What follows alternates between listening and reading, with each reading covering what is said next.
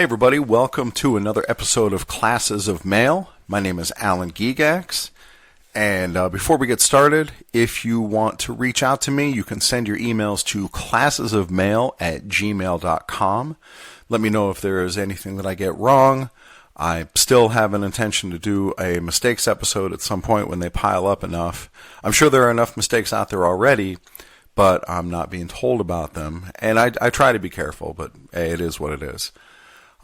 Send me topic suggestions. In fact, today's episode is inspired by an email I received from a carrier named Abraham in Louisiana. And he wrote a magnificent statement in his own defense as part of a grievance over discipline. And that's what we're going to talk about today, is statements. I'm sure you already figured that out based on the episode title and the show description, but that's all right. So anyway, we're going to talk about statements, and the statements that you make to defend yourself, the statements that you make to implicate management, the statements that you make to defend your fellow coworkers. And I'm going to read his letter as part of today's episode, and I'm also going to tell you some stories from my own career that hopefully will demonstrate the value of making statements. So statements themselves generally come in two varieties. There are proactive statements where you're documenting something that happened. You're telling your story about, this is what I saw, this is what's going on. A good example of that is documenting a case of abuse by management.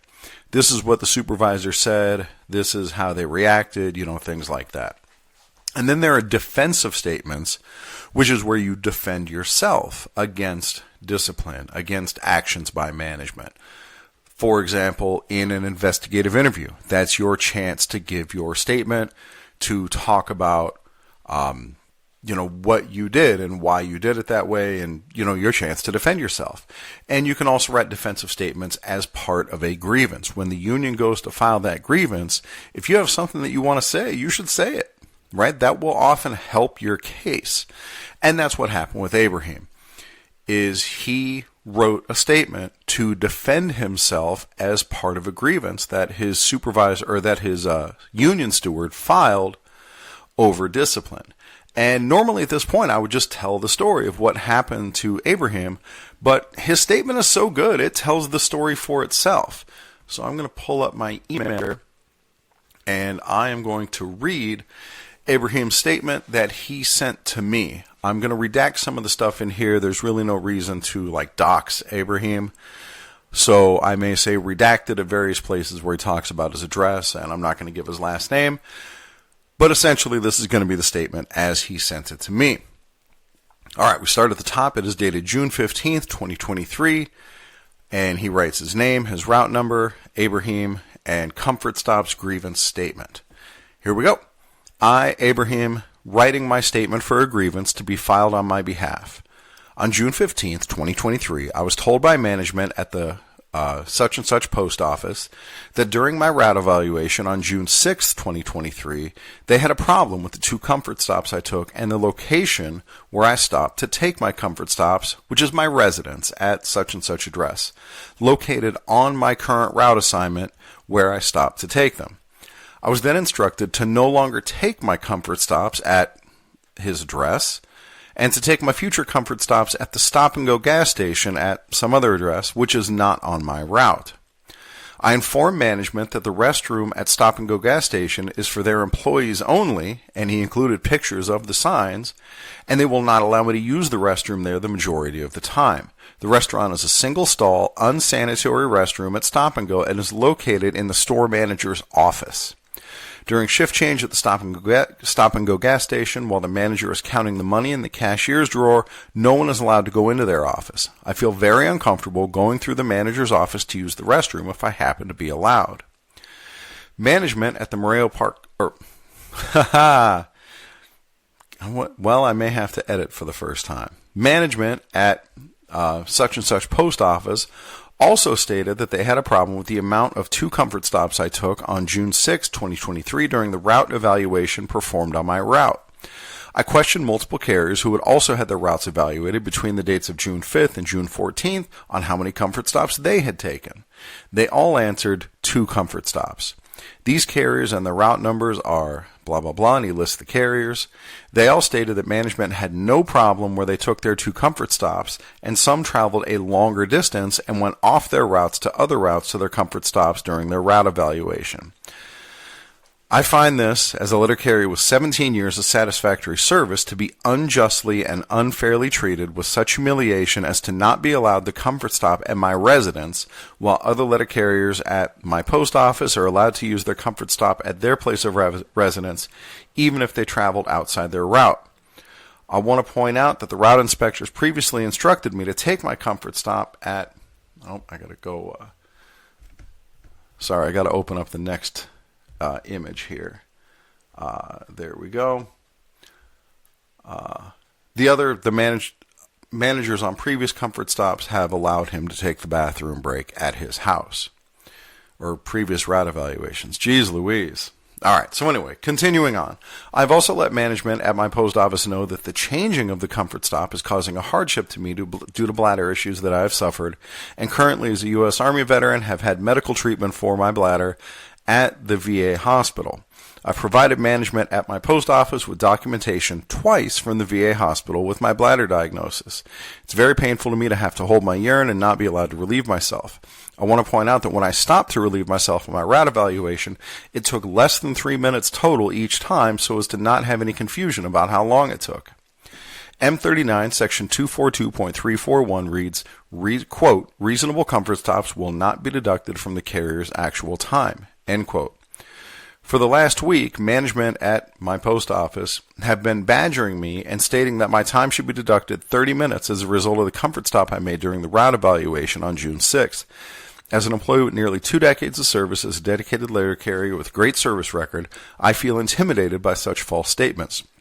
I'm requesting that my comfort stops be relocated back to his address and to be treated with dignity and respect as an employee of the U.S. Postal Service.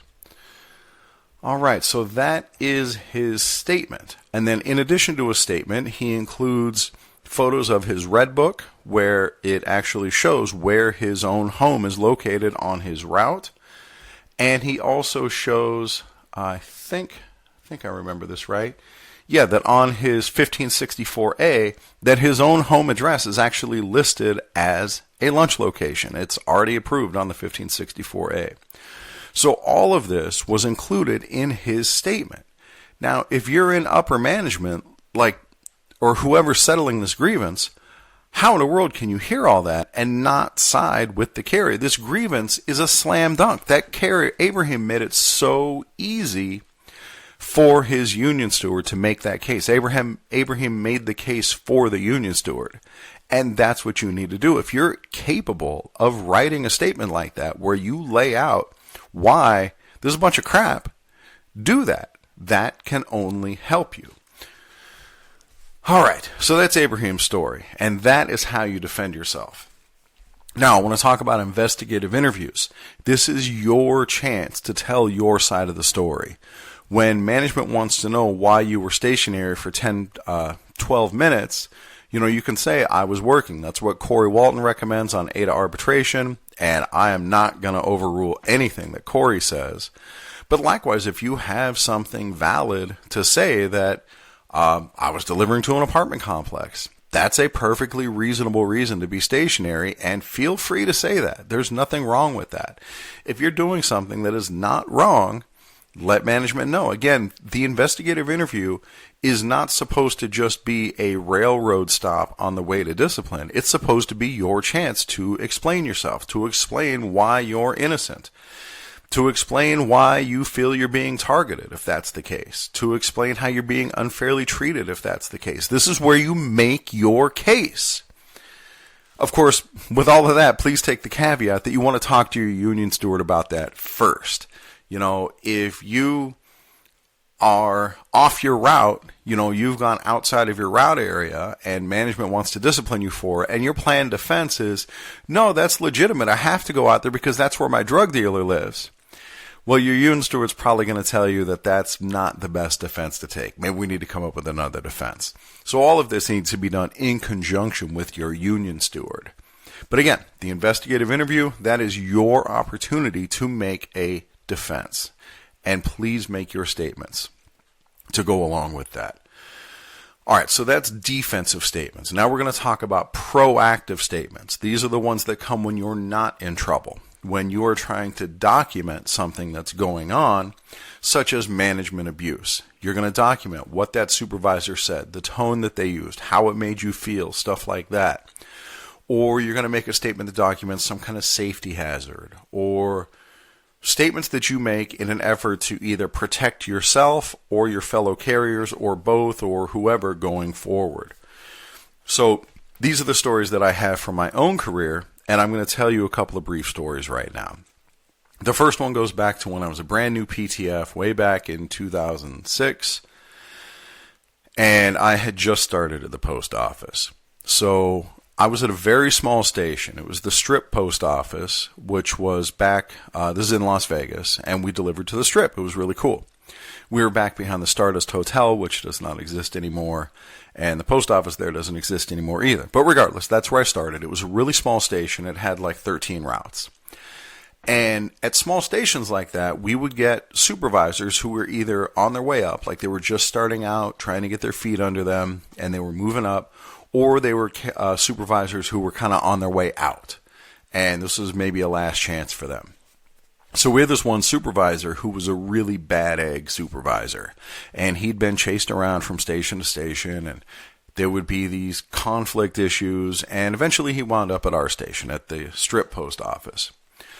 So one day, we're shorthanded, and I wind up having to case multiple routes. And I've never been a particularly fast caser, but especially when I was a new PTF, man, I was slow. So I had to case 2 different routes, and then this other veteran carrier who was a T6 was casing probably 3 routes that day. And out of 13 routes, that's a pretty rough day. So we're in the office late.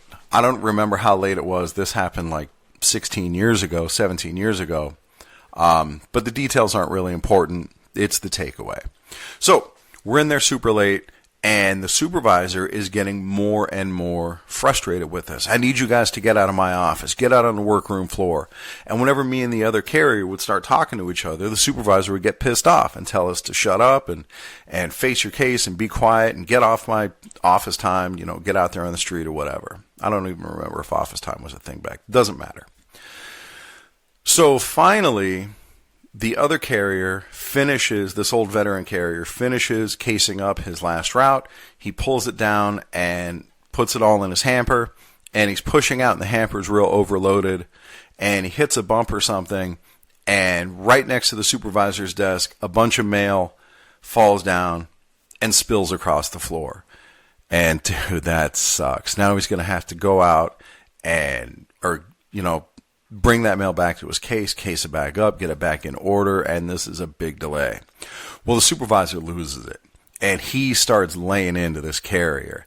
And the carrier's an old-timer. He knows he doesn't have to take that crap. And so he tells the supervisor, I think this is a time-wasting practice, maybe you better document this, or whatever he said. And then I chime in, and I say, yeah, we better get our safety captain back in here, too. I think all the spilled mail is a safety hazard. And man, that supervisor turned on me, and he got in my face, and he says, I do not want to hear another word out of you for the rest of the day. Do you understand me? And I probably should have just let it go right there, but I didn't.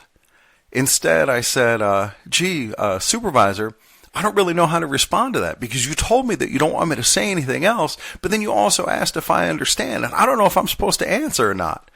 And then he really lost it. And he said, if you say another word for the rest of the day, I'm going to 16-7 you pending your removal from the post office. 16-7 is emergency removal. Essentially, they're like firing you on the spot. And I was still on probation at the time, as far as I recall. I really don't remember. But either way, it felt like a very legitimate threat. So I don't say anything else. And I finish getting my mail together. And then I pull down and I get out of the office. As soon as I get out of the office, I call the union hall. And I tell them exactly what happened. And to my memory, they were actually glad to hear it, because they had this long paper trail of grievances against this supervisor. And they had been trying to get him out of the supervising role so that carriers wouldn't have to be abused by him anymore. And so they said, please write a statement. Tell me, put everything that you said just happened, put it all in a statement, and we're going to nail this guy. And that is exactly what happened. I wrote my statement while I was out there carrying the mail. And when I got back to the station, that supervisor was still there, and he's like, hey, things got a little heated this morning, but we're cool. That's just the way people talk to each other. And he tried to be buddy and try to act like he wasn't totally out of line. And I didn't talk to him. I didn't say a word to him. I took my statement. I gave it to the union, and to the union's credit, they went forward with it. And that was the last time that dude ever supervised carriers. So we finally got to the last straw. Now, the post office didn't fire him. They just moved him to some other job. But at least carriers didn't have to be abused by that guy anymore. And I'm sure that would have happened at some point down the road. But it was nice to be part of that, where my statement was that last straw that finally took him out of that role. And that can be you. When you make that statement, then you're going to get that supervisor finally removed. Okay, so that's story number one. Story number two, again, about the value of statements, comes a few years later when I was a T6 at my current post office, East Las Vegas. And back then, there was a guy who worked at my station, and I'm not going to say his name, but he was known to be a hothead. He was very quick to anger, wanted to fight people, and we'll just call him Angry Guy. So Angry Guy was one of my regular carriers when I was his T6. And I didn't like talking to the guy, but, we had a cordial, I guess, relationship, or at least, it wasn't heated. And I'd carry his route once a week. So one day I'm on the route right next to him, and I'm going to be on his route tomorrow. And I'm casing up my mail, minding my own business. And this was back during the foreclosure crisis, where we were delivering just tons and tons of certified letters, and single houses would get 15 certified letters at a time. So he comes over to me with this big stack of certified flats. And he goes, hey man, look at all these certifieds. How am I going to deliver all these? And I said, oh yeah, that's a lot of certifieds, but you can handle it. You're a professional. And he goes back into his case. A little while later, he comes back over to my case, and he's angry. And he says, hey man, what's that crack you made about you're a professional? You think you're better than me? You think you're more professional than I am?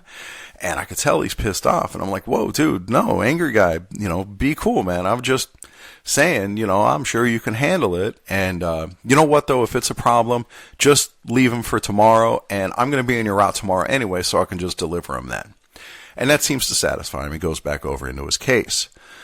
A little while later, it comes over again, and now he's even more upset. He's clearly been getting himself riled up over in his case, and he comes over again, and this time his fists are balled up. And he says, something else? I'm sick of hearing you just laughing all the time. You just laugh out for no reason. It's driving us all crazy. We all hate it. You got to stop that. And in fairness to him, I do laugh for no apparent reason, because I'm usually listening to a podcast that's like a comedy podcast or something, and I just start laughing. So I'm like, dude, I'm sorry, I'm just listening to something funny. That's it. And he goes back over to his case.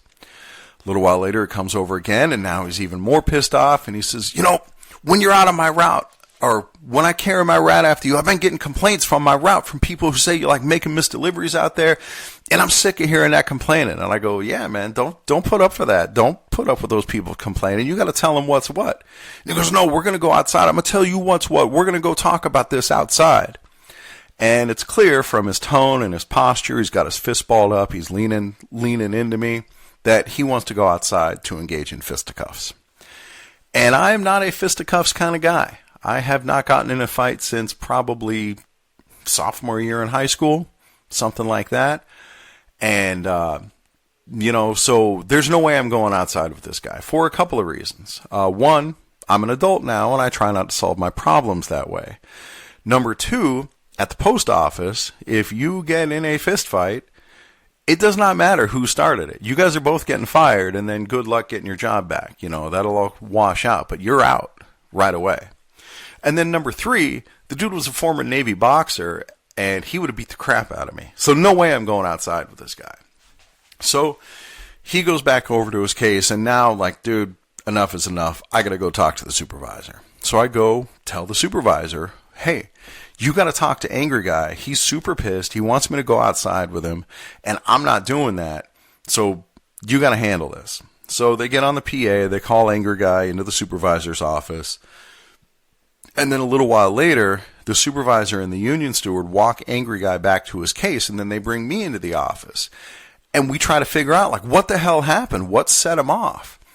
And we go over the whole story, and, dude, of all the crazy things, right at the beginning, when he goes, man, look at all these certified flats. How am I going to deliver all these? I thought he was just complaining. But it turned out that the dude actually didn't know how to deliver certified mail. It's too bad the Classes of Mail podcast didn't exist back then. I just did an episode on that. But this dude who had like 12 years experience in the post office didn't know how to deliver certified mail. And so he was coming to me to ask me sincerely, how do I deliver these? And then I responded with this seemingly snide comment about, you can do it, you're a professional. And so in his mind, I was insulting his professionalism. And that's what got him so pissed off. So eventually, Angry Guy finishes casing. He goes out to the street. And once he goes out to the street, all these other carriers start coming up to me. They're like, dude, I heard what Angry Guy said to you. You know, just last week, he wanted to take me outside because he said I was talking too loud. I'm like, holy crap, that's out of control, man. Did you write up a statement? Oh, no, man, I don't want anything to do with Angry Guy. Well, that doesn't do me a lot of good. And a woman at the station came up to me, and she said, you know, like a month ago, I was carrying on Angry Guy's route, and he wanted to take me outside because he said I misdelivered something on his route. I'm like, holy crap, that's insane. Did you write up a statement about it? Oh, no. I don't want anything to do with that. And, I just want to leave it alone. So mine wound up being the only statement. But the legendary story about Angry Guy that carrier after carrier told me, and if any of my fellow carriers are listening who were around at that time, you will definitely remember when this happened. One day, Angry Guy gets a phone call at the supervisor's desk. And so he goes up there, he's on the phone, and from listening in, you can hear it's something about a check going missing. And Angry Guy is getting more and more pissed off. And finally, he says, that's it. I'm coming over there and I'm kicking your ass. And he slams the phone down and he goes to clock out. And the station manager tries to stop him. Like, dude, you can't go to this. Oh, it turned out, by the way, important detail. He wasn't talking to one of the customers on his route. He was talking to the carrier who delivers to his house out of another post office. So he was going to clock out of our station, East Las Vegas, and go drive to the Henderson post office to go kick the ass of the carrier who he felt misdelivered his mail. And the station manager tries to stop him, and he ain't being stopped. So he clocks out, and he goes to drive over to that station to go kick somebody's ass. Well, by the time he gets there, people know he's coming, cooler heads prevailed, and there's no fight. So the takeaway here is not really about Angry Guy. It's about the fallout. Because we had a station manager at the time who I loved. Everybody loved her. She was like the station grandma. She was so nice. She was sweet. She was compassionate. She would go play bingo, and when she won at bingo, she would bring in donuts for everybody, which is always great. But she was also a really soft touch, and she was not the kind to issue discipline. And so what wound up happening after this incident is, with Angry Guy going over to the other post office, is nothing. There was no fight, and so it didn't get filed. Now, all of this is as far as I know. I'm sure there are details about this which I'm not privy to, and I can't speak to any of that. I'm telling a story here. And the takeaway from the story is what's important. So if you were involved in any of this, forgive me if I get some of the details wrong. It was a long time ago. All right, so anyway, fast forward now to when I write my statement. I write the whole story about what happened, and as part of my statement, I indicate that I'm not comfortable being Angry Guy's T6 anymore. And I don't want to work with the guy. I don't want to be forced to have to interact with him. So I turn this in, I give it to that soft touch station manager, and I'm essentially insisting, I probably even use the phrase hostile work environment, that something be done about this.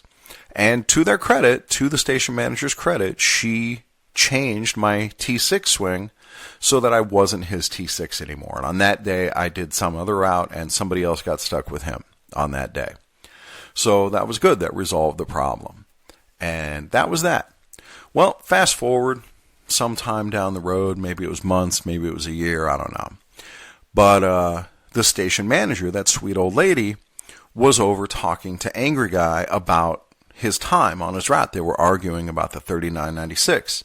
And Angry Guy is getting more and more heated, and finally he raises his fist to hit the station manager. And people are watching, they grab him. Again, I may not have the details exact, but this is my recollection of what happened. They grab him, restrain him, and he's out. That's it. Obviously, you do something like that, you're fired on the spot. And so we don't see Angry Guy. Well, fast forward maybe 3 months, 6 months later, whatever it was, and Angry Guy comes cruising back into the post office. The union got him his job back. And the argument that the union used was that this was a completely isolated incident. He didn't actually hit the station manager, and he had no history of any kind of outburst like this before, because nobody had written statements about it. And it turned out that the statement that I wrote was enough to get my T6 swing changed, but it was not enough for that station manager to actually issue discipline. My statement just went into a drawer somewhere and gathered dust. So once this finally happened and he was ready to be violent, there was no paper trail. So he got his job back. So we fast forward maybe another few months after that, maybe a year, we get a new station manager in our station. And Angry Guy gets called up to the supervisor's desk again to talk about Box K on the 3996, the estimated work, and he feels like he's being treated unfairly, and things get heated, and then he takes his arms and does the clean sweep on the supervisor's desk, where he just knocks everything off the supervisor's desk and, has this crazy outburst. And so they fire him again, and that was the last time I ever saw Angry Guy. I did hear that he got his job back again and wound up was just forbidden from our station, but I cannot verify that. Hell, none of this I can verify.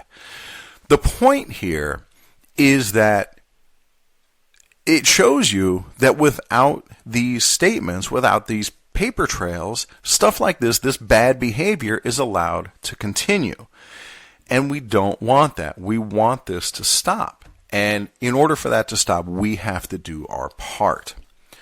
So that's where the joint statement on violence and behavior in the workplace comes in. Because if these incidents are supposed to be taken seriously, and we're not supposed to put up with any kind of bad behavior like that, because sadly the post office has a history with these kind of incidents. And most of you are probably familiar with the expression going postal. Well, that doesn't come from nowhere. That comes from a series of actual incidents. I'm pleased to report that when I was teaching in the academy, by the way, I'm still not back in the academy. We're going on 6 months now, closing in on 6 months. And last I heard, my grievance is now up to the dispute resolution or alternative dispute, whatever it is. It's now up to the national level. So good times there. I'll tell that story at some point. But anyway, when I was in the academy, some of my younger students didn't know what going postal meant. They'd never heard of it. And so that's good, right? That's progress of a sort. But there was an incident on November 4th, 1991 at the Royal Oak, Michigan post office, where a carrier who had been fired, I think he was a carrier. Actually, I don't know. A craft employee who had been fired lost his arbitration case to get his job back, and came in and shot the place up, and wound up killing 4 people and injured many more before eventually turning the gun on himself. And this was the 5th shooting of its type at the post office in a 6-year stretch. And so the post office finally realized, like, dude, we have a culture problem here. And it's a culture problem that is rearing its ugly head again now in the futuristic year 2023. So that's what makes this worth talking about. So I want to go back to the year 1991, and we're going to read together the joint statement on violence and behavior in the workplace. This essentially has force of contract with it, because everybody signed off on this, everybody agrees on this joint statement, and it can be used in grievance settlements, or, in the grievance process. So here's the statement. We all grieve for the Royal Oak victims, and we sympathize with their families, as we have grieved and sympathized all too often before in similar horrifying circumstances. But grief and sympathy are not enough. Neither are ritualistic expressions of grave concern or the initiation of investigations, studies, or research projects. The United States Postal Service as an institution, and all of us who serve that institution, must firmly and unequivocally commit to do everything within our power to prevent further incidents of work-related violence. This is a time for a candid appraisal of our flaws, and not a time for scapegoating, finger-pointing, or procrastination. It is a time for reaffirming the basic right of all employees to a safe and humane working environment. It is also the time to take action to show that we mean what we say. We openly acknowledge that in some places or units there is an unacceptable level of stress in the workplace, that there is no excuse for and will be no tolerance of violence or any threats of violence by anyone at any level of the post office, and that there is no excuse for and will be no tolerance of harassment, intimidation, threats, or bullying by anyone. We also affirm that every employee at every level of the Postal Service should be treated at all times with dignity, respect, and fairness. The need for the USPS to serve the public efficiently and productively, and the need for all employees to be committed to giving a fair day's work for a fair day's pay, does not justify actions that are abusive or intolerant. Quote, making the numbers, end quote, is not an excuse for the abuse of anyone. Those who do not treat others with dignity and respect will not be rewarded or promoted. Those whose unacceptable behavior continues will be removed from their positions. We obviously cannot ensure that, however seriously intended our words may be, they will not be treated with winks and nods, or skepticism, by some of our over 700,000 employees.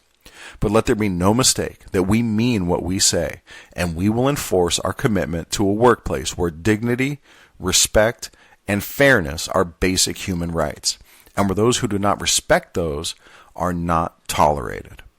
Our intention is to make the workroom floor a safer, more harmonious, as well as a more productive workplace.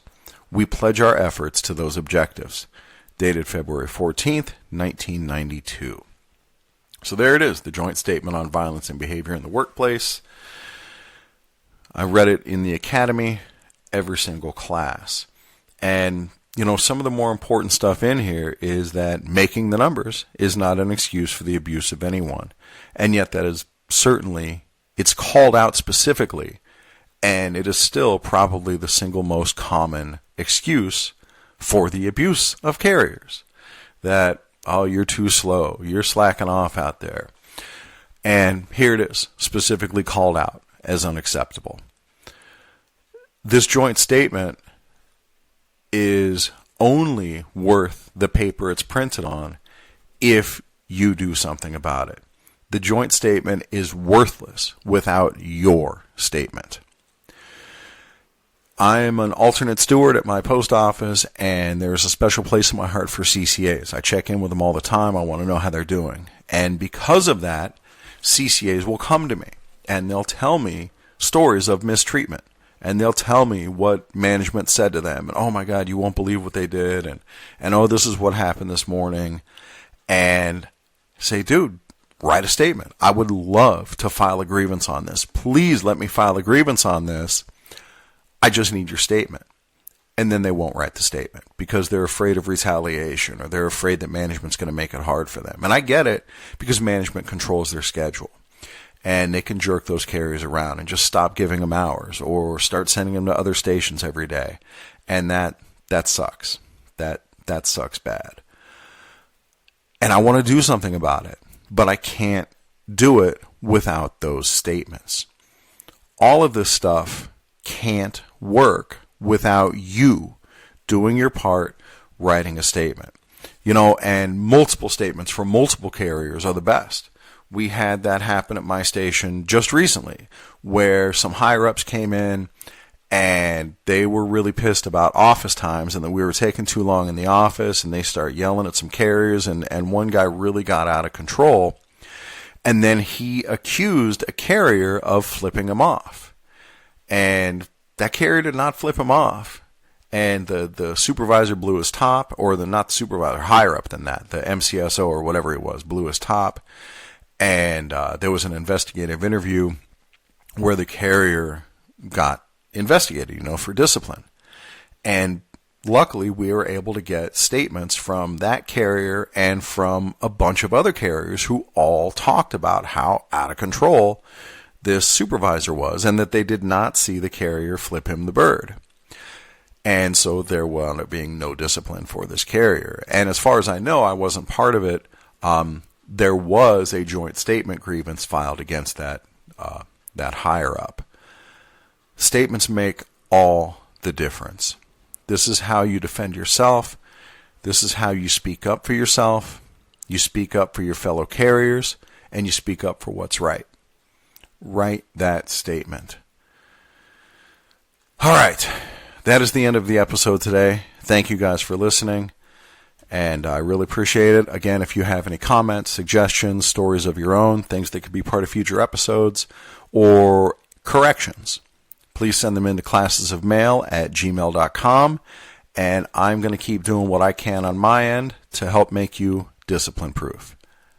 Take care. Be safe out there.